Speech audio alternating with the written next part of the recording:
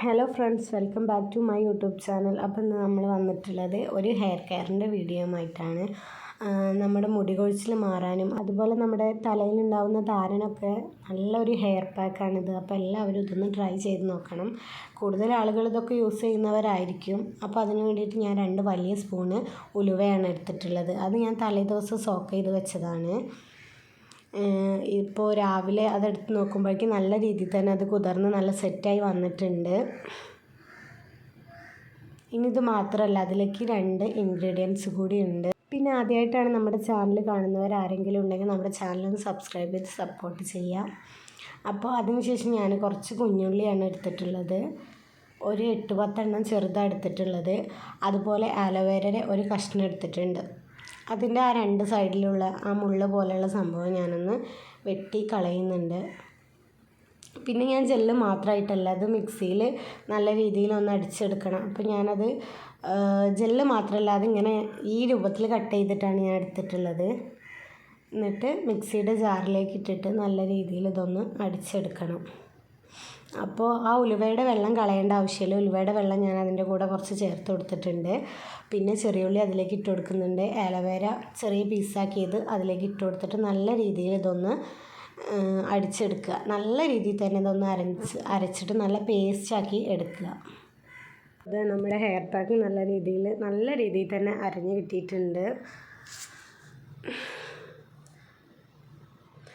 ഈ രീതിയിൽ തന്നെ നല്ല കറക്റ്റായിട്ട് നല്ല ഫൈൻ പേസ്റ്റായിട്ട് തന്നെ അരച്ചെടുക്കണം. എന്നിട്ട് ഞാനിതൊരു ചെറിയ ബൗളിലേക്ക് മാറ്റുന്നുണ്ട്.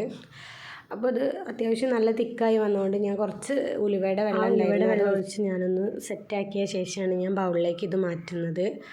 അപ്പോൾ ഇതുപോലെ നല്ല ഫൈൻ പേസ്റ്റായിട്ട് തന്നെ കിട്ടണം. അപ്പോഴേ നമ്മുടെ ഹെയറിൽ നല്ല രീതിയിൽ പിടിക്കുകയുള്ളൂ. പിന്നെ ഇതിൽ വേണമെന്നുണ്ടെങ്കിൽ നമ്മൾ ഡെയിലി യൂസ് ചെയ്യുന്ന ഹെയർ ഓയിൽ കുറച്ച് ഒഴിച്ചിട്ട് മിക്സ് ചെയ്യുകയാണെന്നുണ്ടെങ്കിൽ ഒന്നും കൂടി ബെറ്റർ ആയിരിക്കും. പക്ഷെ ഞാനത് ചെയ്തിട്ടില്ല.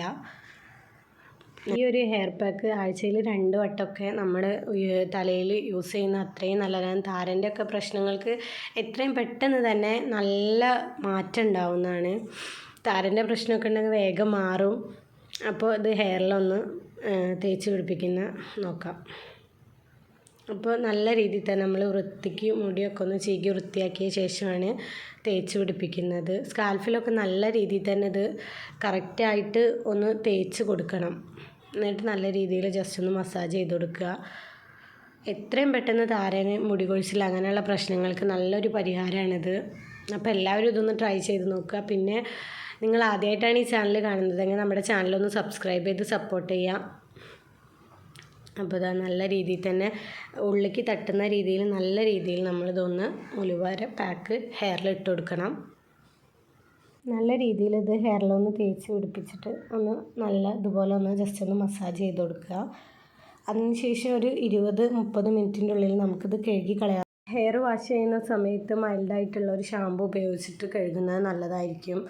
കാരണം ഇതിൻ്റെ സ്മെല്ല് 2-3-4 ദിവസം തലയിൽ നിൽക്കാൻ ചാൻസ് ഉണ്ട്. അപ്പോൾ ഞാൻ അങ്ങനെയാണ് ചെയ്യാറുള്ളത്. മൈൽഡായ ഷാമ്പു ഉപയോഗിച്ചിട്ട് ഒന്ന് കഴുകുക. അപ്പോൾ നല്ല വൃത്തിയിൽ തന്നെ കിട്ടും. എല്ലാവരും ഇതൊന്ന് ട്രൈ ചെയ്ത് നോക്കിയിട്ട് ഫീഡ്ബാക്ക് എന്താണെന്ന് വെച്ചാൽ അറിയിക്കുക. Okay, by.